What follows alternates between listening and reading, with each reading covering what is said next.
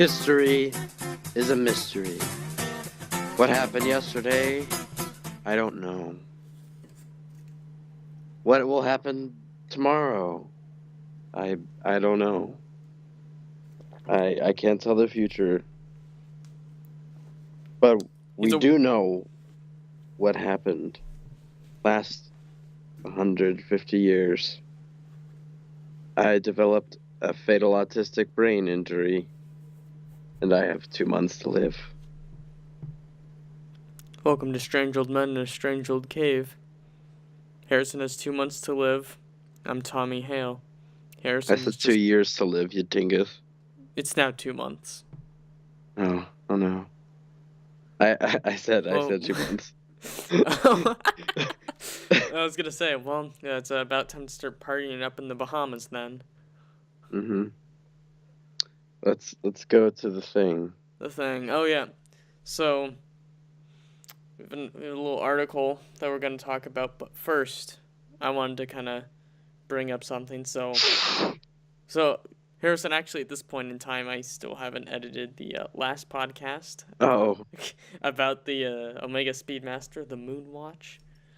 But this is kind of in reference to it. And not really reference, but recently it was officially the 60th anniversary of the Omega Speedmaster. Oh boy. Yeah, I saw that on... got some old stuff going on. Yeah. I saw that on Omega's Instagram. All right. Yeah, and I saw that. I'm like, oh, that's interesting. So if you go on their website, they'll have something, and it's I think it's like every single Omega Speedmaster, and the history, and kind of like some history behind each one of them. It's really interesting. I looked at them, and fun fact, we probably said it in the previous podcast, but I'll say it again this time. So the actual watch that they used to go onto the moon the first time was actually the 1965 model, not the 1969 model, because those watches were chosen and purchased before the 1969 model. Yep, and it was purchased before. I think they were purchased in like 65. So the watches were already like kind of old. And they were given to the astronauts. So they were probably used on. I assume they were used on Gemini missions as well, because those were still going on in 1965. Yeah, they were. There was Omega Speedmasters used. Another interesting thing, because we're going on tangents about watches apparently, or at least I kind of am a little bit, is how like the government issues watches in a sense. Now I don't know 100% about it, so. The only thing I'm going to mention really is that I think back during Vietnam, that kind of era, I know there are some issues. There are some government issue watches by Tudor, which is Tudor. Tudor, which is Rolex's pretty much little brother company. They're owned by Rolex. Thus many or kind of similarities. But I saw this picture on the watches subreddit, which I really do enjoy, and I browse daily, actually. Yeah, the first time I went on the watch subreddit, I was like, this is kind of boring, it's just watches. But now I've really been starting to get into it. Yeah, there's Right now I'm... continue. Right now I'm looking at the Omega DeVille. It's a really nice looking watch. Oh, yeah, I like the Omega DeVille. I just like Omega, you know? I'm a little biased. They do some good stuff. I'm a little biased because they're the official watch of James Bond. So there's a little bit of bias there, but I really do like a lot of their models. Some of them I don't like. Like there's an Omega Seamaster the Omega Seamaster Professional with the it's all steel, not. I don't think it looks very good because it looks a little bland in my opinion. Like if you Google, you can Google that if you want.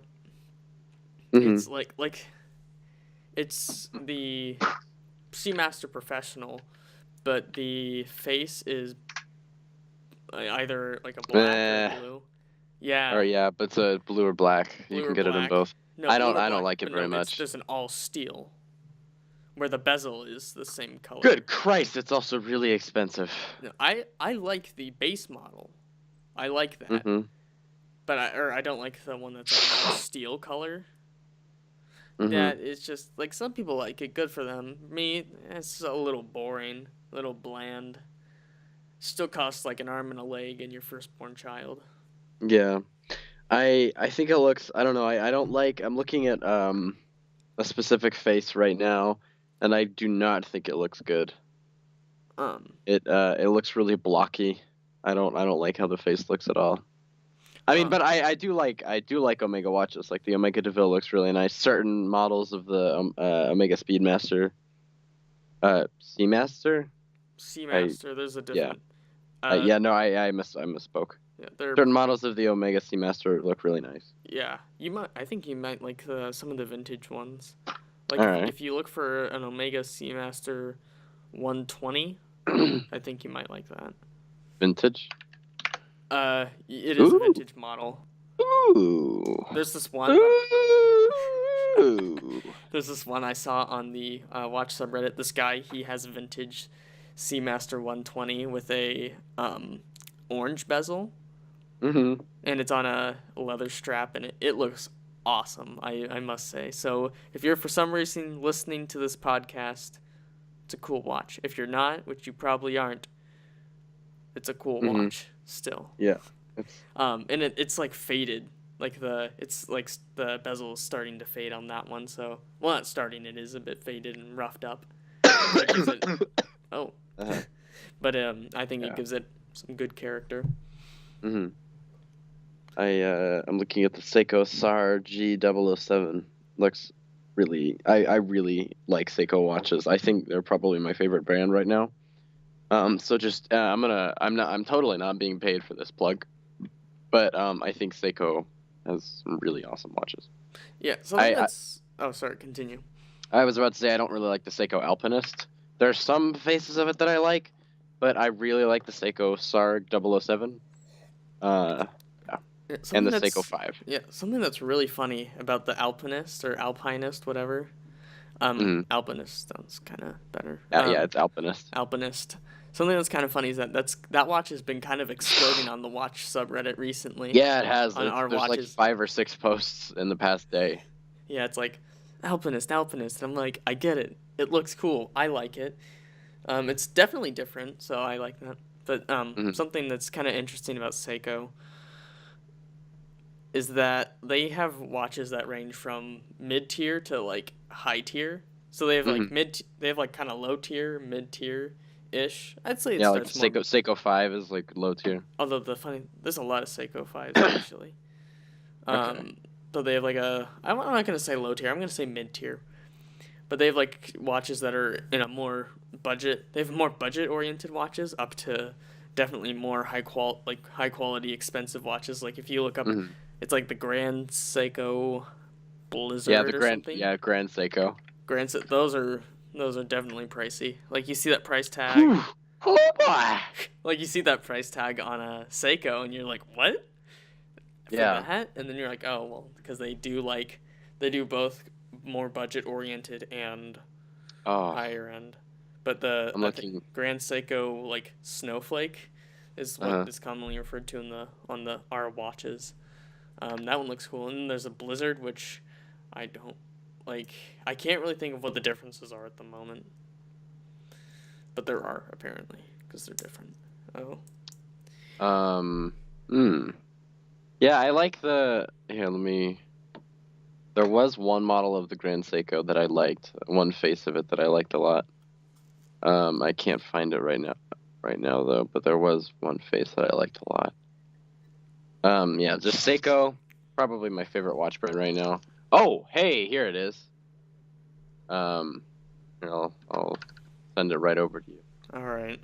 It's a very sexy looking watch. Strange Old Men in a Strange Old Cave, the podcast that soon turned into Tommy and Harrison looking at watches while talking about them. Well, we do have actually a topic to talk about today. Yeah. Oh, the GMT. Looks really I nice. like that. That is nice. Yeah. Okay, so enough of watches for now, as much as it pains me. Mm. um, so what we're going to talk about today, more or less. It only took 10 minutes to get to this. Mm. Yeah, 10 minutes um, of watch. yeah. So recently in England, um, this guy found like, uh, a hole that led into like an underground cave that supposedly belongs to the Knights Templar, or did. Mm-hmm. So it's real. Like the article says that, according to local legend, the Cainton Caves near Shifnal in Shropshire or Shropshire. What's with this Shropshire. Shropshire, whatever. It's English. The It's Shire. the Shire. Were used by followers of the Knights Templar in the 17th century. So that's quite a bit of a ways. It's not medieval. It's more Renaissance era. Yeah. But it's still cool regardless. Mm-hmm. Like if you Google, go on art history I mean, you can go on art history and it'll be probably the top thing. Mm-hmm. Or just Google Knights Templar Cave and then look for recent. I'm looking at the BBC article. I am as well. So it's supposedly, so this like farmer, or I'm not sure if it was a farmer, but this guy, no, it was a farmer, just found this place. That's really cool. No, yeah, so. I wonder if the Holy Grail's down there. No, that's still in Israel. Remember? Oh yeah, it's in Jerusalem. No, not Jerusalem. It's that it one. fell down the crevice. It can't cross the seal. The crevice. But yeah, so this guy, he just found it like kind of.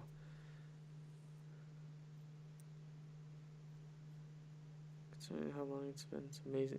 So it's like an underground temple in a sense. It's pretty neat. Yeah, like if you looking at the pictures, it's really cool. Like,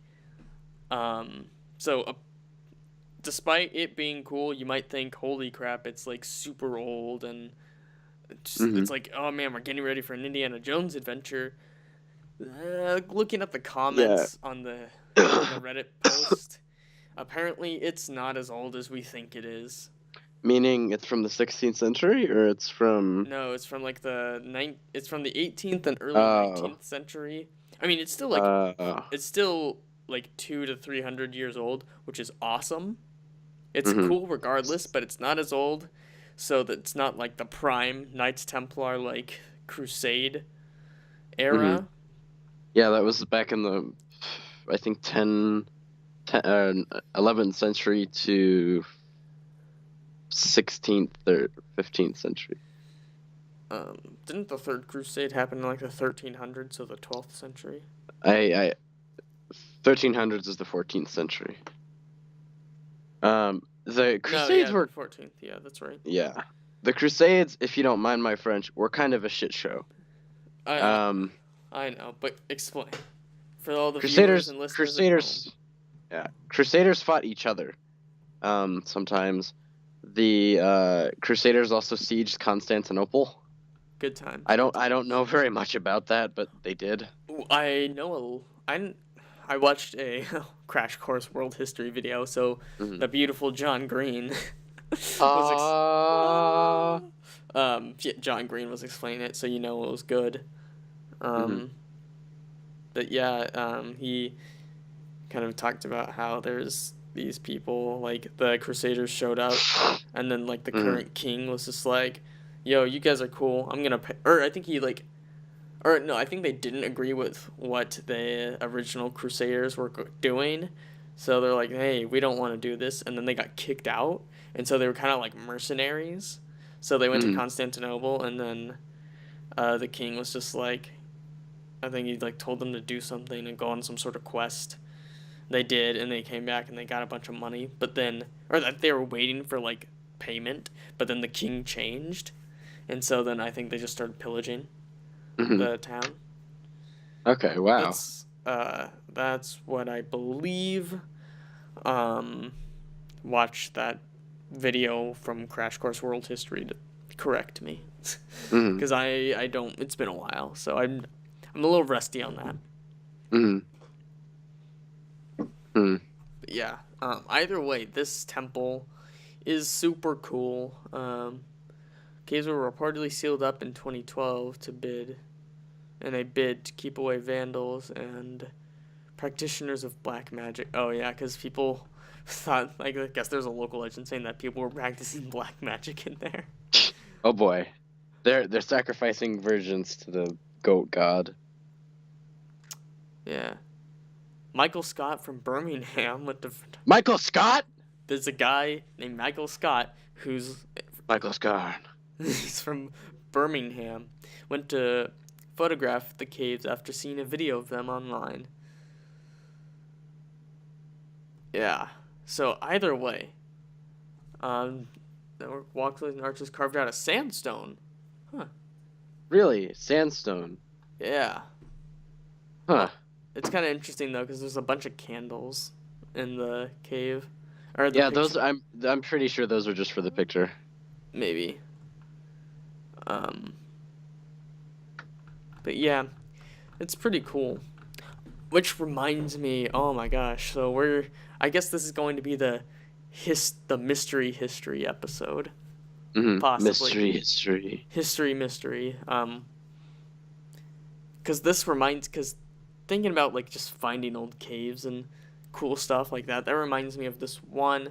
I was listening to the podcast Stuff You Missed in History Class. Great podcast. I love it. It's really good. Yeah, I haven't listened to it in forever. Because I haven't really listened to podcasts in forever. I mean, the latest one I've been listening to was The WAN Show, and that's by the Linus Media Group, who they own Linus Tech Tips, Tech Quickie, Channel Super Fun. They do all that stuff. And I like their content, so I've been listening to that a lot more. I'm like, oh, this is actually pretty good.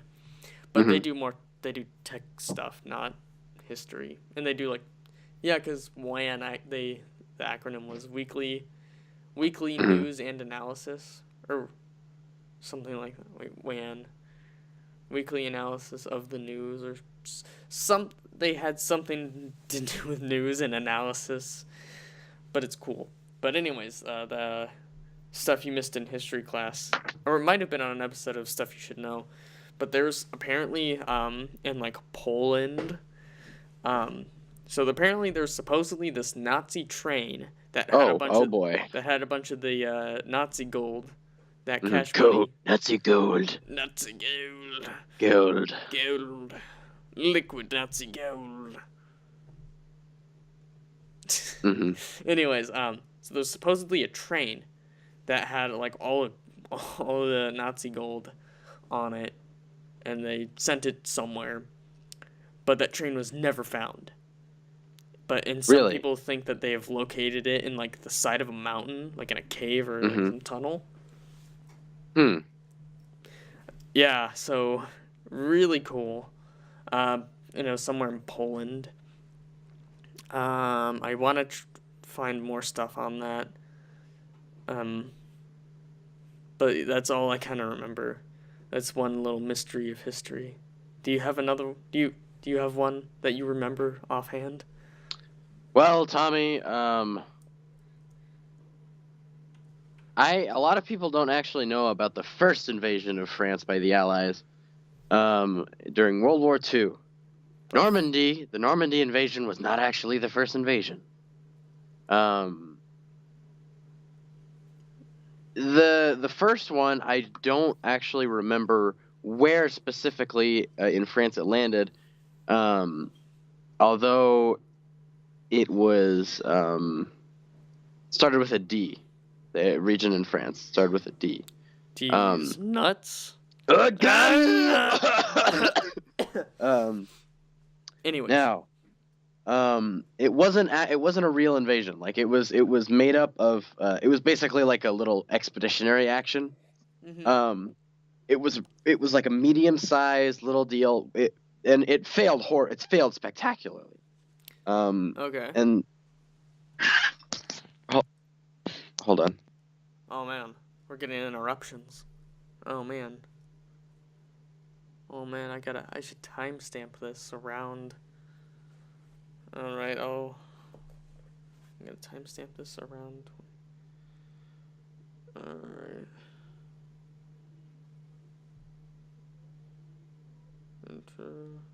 All right, I'm back.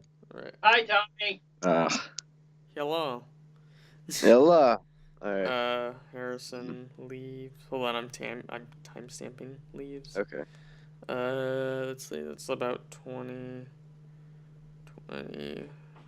minutes and 30 seconds about, and then gets back. Let's say 21:30, and continue. Okay. So the first Allied action in France, land action in France, after Dunkirk in 1940, was this little expeditionary action made up of elite troops, American Rangers, British SIS, SAS, and Canadian Commandos. And these guys were awesome. But the problem was the force didn't have proper naval support. Basically, the problem with the whole thing was it was too small to be of any real danger to German defenses, and it was too big to go unnoticed. So it was in that kind of crappy middle ground of, oh yeah, man, we're screwed. It's like, oh, yeah, we made a mistake. Basically, it was big enough to be easily noticed and small enough to not be able to defend itself. Actually, within the first 6 hours, most of the Canadian commandos were killed or captured. Oh, jeez. Yeah, within the first 6 hours, killed, captured, or wounded. Wow. I think, just casualties. Wow. Which is crazy. I think it was only. I think it was about like 10,000 guys or something. I don't know. Pretty cool. So it's a little hard to go unnoticed. Mm-hmm. But were they on were they like on the Atlantic Wall or somewhere around there? I think it was like northern France. Yeah. Well, the Atlantic Wall was the entire like coast of France. Operation Dragoon. Nope, never mind. That's not it. I was about to say, I think that's something different. That took place after D-Day. Yeah. Although, so fun fact about the D-Day invasion, the actual invasion itself was called Operation Neptune, but where most people call it kind of Operation Overlord, where yes, it's part of it, but it wasn't that Operation Overlord wasn't the D-Day landing. It was the invasion of Europe. Yeah, it was the entire invasion. It was the entire invasion, where Operation Neptune was the actual landing. Fun fact. That's one of the things I learned when I had to do a presentation on it recently. Yeah, D-Day is really I love World War II. Yeah, so do I. It's pretty much one of the most historically significant things ever to happen. Yeah. And it's so big and so expansive. Although I feel like, oh, sorry to interrupt, but oh no, continue. I feel like there's a lot more to it than what most people probably think. Like I feel like I kind of learn new stuff about it all the time. Like I had no idea about that small like task force that was that pretty much messed up because they had no way to defend. They were too big to be stealthy, but they were too small to actually do anything. That's interesting. And like it's Exercise Tiger, which was the D-Day, which is the test landing of D-Day, and it failed horribly. So lots of interesting things happened. Operation Tiger, right? It was Exercise Tiger. Yeah. Oh, apparently another thing I learned is that Which also kind of makes sense now that you think about it, or now that I think about it, is Germany used the Blitzkrieg, like they tested the Blitzkrieg before they actually used it. Mm-hmm. Which, thinking about it now, it's like, oh, that makes sense. Oh, yeah. Speaking of Blitzkrieg. The Ramones. Yes. Blitzkrieg Bop. Oh, yeah, that's a good song. It's actually not my favorite, but it's a classic. It's a good song. It's from Jimmy Neutron. It's in the Jimmy Neutron movie. Yeah. All right. Now, Tommy, do you know anything about the Battle of Kursk? Kursk. I've heard about it. I'm trying to think about where that is because On the Eastern Front. Eastern. Oh, for some reason I was going to think it was in either North Africa or like France, because a lot of North Africa is like kind of French, you know. Because like Casablanca, they speak French. Morocco. Is it Morocco or Monaco? Morocco. Morocco. Where's Monaco?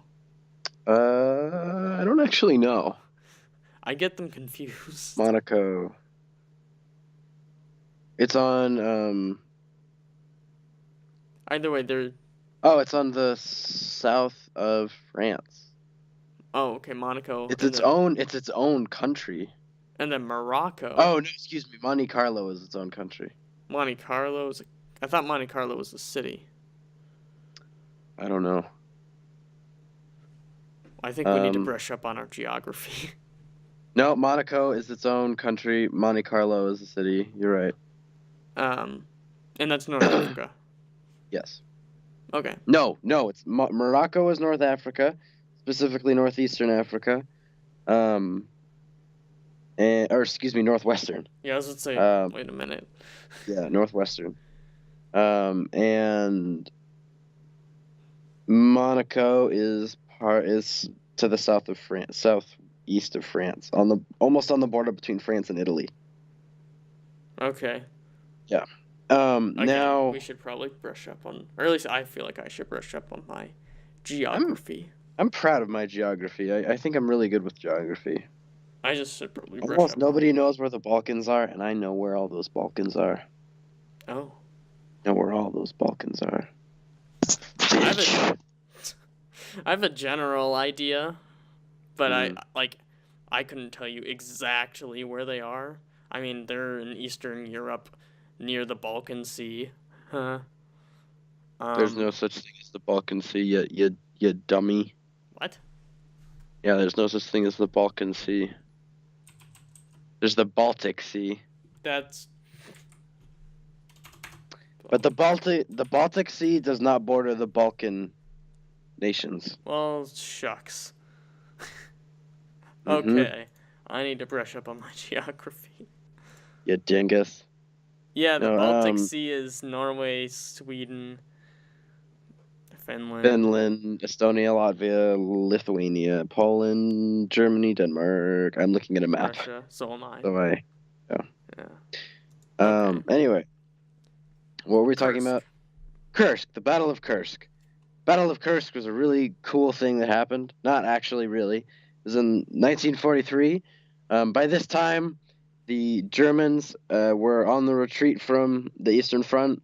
The Russians had learned to actually fight, how to defend from Blitzkrieg, and Kursk was the last big offensive on the Eastern Front by the Germans. By this time, however, the Russians had learned how to counterattack and defend from Blitzkrieg tactics. Yeah. I feel like I'm hitting everything tonight in this recording session. Like I've hit my chair, I've hit my trash can. Stuff you've all heard, and it's probably just little rackets. So that sucks. But continue. So Kursk was the largest tank battle ever fought. Ever. Huh. Which is pretty excuse me. It's pretty cool. Basically, it was in the height of summer of 1943. Mm-hmm. Big ass tank battle Sounds pretty cool. is how I can best describe it. Yeah. There's really nothing to this. It was just a big ass tank battle. Okay. But also Hitler was a dummy. So basically, what he did was the Russians were like, all right, we know that the Germans are going to attack this area near Kursk. Now we're gonna lay out mines. Like seriously, they laid out minefields so dense that you couldn't even really walk through them. Wow. Yeah, so they laid out like anti-tank stuff. Like they had anti-tank positions. They had 6 lines of defense over 120 miles deep. Oh So like wow. over 120-mile stretch of land, they had 6 defensive lines. Whoa. And the Germans, instead of going around it, Went straight through it, didn't they? they were like Hitler was like, all right, we got to attack Kursk, and I think it was General Manstein or someone was like, no, mein Führer, that's a terrible idea, you idiot, and they attacked. And then he died because Hitler killed him. Mm-hmm. Yeah. Actually, probably not. Yeah. I actually learned about General von Manstein. He was an interesting guy. He hated the Nazi Party. He was he was fervently against Nazism, but he was still a general. He was still a Nazi general. Basically, his rationale for not opposing Hitler was like, soldiers should stay out of politics. Interesting. So he was still kind of a dick because he didn't openly oppose Hitler, but he would have. If he openly opposed Hitler, he would have died. So. Yeah, but he's still like, I don't know. He could have escaped Germany or something. It might be a little hard if you're a big officer. That's true. But no, that's actually something I'm kind of learning more and more. Is that a lot of like Hitler's high-ranking officials probably didn't like him very much. They all probably hated Nazis. Like Erwin Rommel, he completely disagreed with Hitler, and Hitler actually also hated Rommel, but he didn't fire him or do anything because he was an amazing general. Yeah, he was a really good general. Yeah. Actually, what's funny, on the night of D-Day, Rommel was not in France. He was in Germany at his wife's birthday party. He was a family man. Yeah. He kind of is like the ultimate family man. I'll get into that story. The German family. Nah, but like so as you may or may not know, Rommel killed himself because he was part of the plot to kill Hitler. Wait, really? Rommel did? Yeah, he was part of that plot. I did not know that. Good for Rommel, actually. Yeah, he was part of the, what was it, like, I know the movie is called Valkyrie with Tom Cruise. But he was part of it, or he wasn't directly a part of it, like, but people in his, like, under his command were directly a part of it, but I feel like I'm pretty sure he played somewhat of a role in it as well. But Hitler caught word of that, and he sent a letter to Rommel saying, he's like, either kill yourself, or if you don't, I'll kill you and your family. Oh, wow. So he killed himself so his family would live, so. Good for Rommel. Ultimate Good family job, man. Rommel. Yeah. Still a Nazi. Yeah. Yeah, he's a Nazi, even though he didn't believe any of it. It's because he was a soldier for, like, his entire life. Yeah. No, actually, his parents wanted him to be like an engineering student or whatever. But then during World War I, he's like, "Hey, I'll be in the army. I'll join the German army." And he joined, and he was like, he was really good at being a soldier. So that's what he did, and he's just been like pretty much a master strategist. And then he killed himself because it was that or his family. So he's like, okay. Wow, I didn't know Rommel killed himself. I was actually thinking today, like, man, what happened to all those Nazis? Well, I know Albert. They were either thrown in jail, killed themselves, or went to South America. Yeah. Albert Speer, the German armaments minister, lived until 1981, and I don't think he was ever in prison. Are you sure he wasn't in prison for a while? Because I'm pretty sure, because if he was in prison at all, he probably would have gotten a life sentence. Well, actually, there's apparently some Nazis did get released from sentences. I don't remember why. I was reading about this on it was like Ask Historians. Yeah, he was imprisoned. Yeah, but there's some people that like, some got in prison, some were killed. But like I forgot the reason why. It was really complicated why some of the Nazis were, let go from their sentences. They were pardoned. It was a really long, like this guy's like response was super in depth, and the stuff that you want from our historians or Ask Historians. My bad. Although I don't remember finishing it, and I think it did have something to do with the whole Cold War thing, with the fact that Cold War's happening, then now America and Russia are gonna, or the USSR is gonna butt heads for the next 50 years. Yeah. 40, Cold War. 40 to 50. Because, well, I'd say the Cold War ended when the USSR was disbanded. That's when I would say it happened. And that was in the 80s. That was either early 90s or the late 80s, I believe. Yeah, the when the USSR fell? Yeah. Yeah, yeah, excuse me. USSR fell. It started falling in the late 80s. I mean, it didn't completely collapse until, like, I think 1991, but it was still around. Yeah, the Cold War pretty much went on for, like, 15 years. Something that's actually interesting that Will told me, one of the my dance teacher, one of them at least. He told me how that during the Cold War, when they were making the SR-71 Blackbird, they had to use this they had to use a specific metal. Yes, I know what you're talking about. For the nose cone. For the nose cone, because the SR-71 Blackbird, I believe it flies like just above the atmosphere or something like that, really high up, but like it needed a certain type of metal so it would work. And I think it was like something with I forgot why it needed. It's something that has to do with aerodynamics and stuff, or I think it had to be like heat resistant or something. Something that could stand that fast of speed at that certain altitude. But the only place they could get that metal, the U.S., was Russia. So what they did is that, like, the CIA made a fake company that bought it from Russia. Like, it was a fake European company that they made. They bought it from Russia and then, like, ended up shipping it to the U.S. And Russia had, like, no idea. So they bought the metal from Russia to build a plane to spy on Russia. Pretty neat. Yeah, it was pretty funny.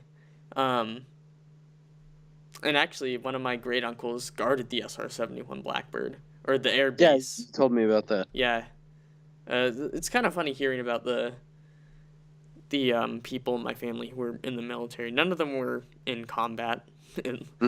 One of my, because during the Vietnam War, one of my great uncles was stationed in Korea guarding the SR-71 Blackbird. He was part of the military police for the Air Force, and he said that he only ever fired his gun once. He was on patrol. He thought he heard something in the bushes, so he shot. There was nothing in the bushes. Except a dead guy. No, it was nothing. And then one of my other great uncles, I knew that he was in the army and that he was actually stationed in Vietnam. He was a cook. I had no idea for the longest time that he was just a cook. Yeah, but that explains. Still pretty intense though. No, yeah, that explains why he's such a good cook. Yeah. Hey man, I was a nom. Flip some nom burgers. Nom burgers. Nom burgers. Nom burgers. I don't know where that joke was going. And then my great grandpa, he was, or as we like to say, pretty much. He was pretty much on the cleanup crew for World War II. Mm-hmm. He was in the army, so he went over to Europe, and he actually went all through Europe, pretty much. Kat's mom knew somebody who gonna roll me. My Kat's mom was an exchange student in Denmark. Oh, that's cool. In the 80s, I think. Oh, wow. And she stayed with a family whose grandfather was in the Wehrmacht. That's pretty cool, actually. Yeah, he was drafted, and he didn't like to talk about it. But I mean, it's a pretty horrible time of his life, probably. He probably saw a lot of crap. Like, yeah, she talked about seeing his wedding photo, and he was in a Nazi uniform, and she was like, "Oh, whoa." Whoa, it's like, oh yeah, that's Grandpa. He doesn't like to talk about it. That's Opa. They called him Opa. Oh really? That's cool. Yeah. That's Opa. Oh, they were in Denmark, speaking Danish. Miss Travers, she was in Austria during the 80s. Mm-hmm. She was an exchange student. She lived there for a couple of years. Yeah. I think it'd be so cool to go to Europe. Mm-hmm. Yeah, I've never been out of the country, and I really want to get out of the country. Yeah, insert breaking out by the Protomen.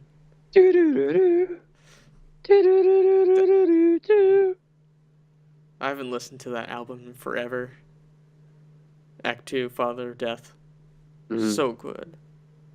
So good album. Such good. Very good. Very, very good. Speaking of other things that's very good, Harrison. I am very good.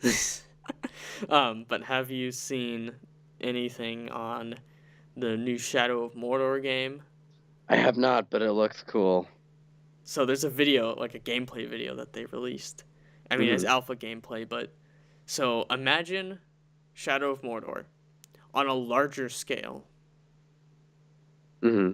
So instead of one being in one region, you can travel through different regions of Mordor. Ooh! Just of Mordor? But it's big, and like each region is like the main. I want to say it's like the main region, like the main game. So it's that open. So it's very open. Wow. And you pretty much can build armies. Mm-hmm. So like I said, that's really cool. So they're really taking like the thing they did at the end of Shadow of Mordor. Spoiler alert: if you haven't played Shadow of Mordor, you build an army at the end of the game. Really? Oh yeah, you haven't beat it? I didn't know that. Oh, you do. It's kind of cool. You're like, oh, that's kind of cool, and then, but the way they implement it in in Shadow of War, that's the new game. You can like siege other like orc fortresses. Oh wow. And it's really cool, and they made it also more RPG like you can have armor in the game. Oh, all right. So you can get new. That's actually really cool. You can get you get loot. Mm-hmm. And you also can use the Ring of Power. Mm-hmm. The one ring, pretty much. Oh wait, seriously? I think you can use it, yeah, or something. The Ring of Power is in that game, and it's really cool. So if you haven't seen that, definitely go check it out. I want to buy that game. It comes out in August. Dude, that makes me excited because I'm fingers crossed my senior year is not as intense as this year. I hope to. Senior year is usually like one of the easiest I've heard. It's funny. You can make it one of the hardest, or you can make it one of the easiest. I want to do a good middle ground personally because I don't want to skip a year of math because that would be so bad for me. Yeah. But there's no other math class I can take at school. So I'm thinking about trying to find like an online math course that I can do. Okay. So you might want to check out Khan Academy. I'll start looking. Honestly, I might even kind of look over the summer. maybe. Mm-hmm. Because gosh dang it, math is. I basically need to like sharpen my algebra skills. They're not the best. Mm-hmm. They're mediocre at best. So they're meh. I'm gonna blame it on Algebra 2 last year. Yeah, Algebra 2 is terrible. Yeah, so that deserves a podcast of its own. Yeah, ugh. Hey, we should talk about that next week. Yeah, So well, we ladies, yeah, we have our next docket.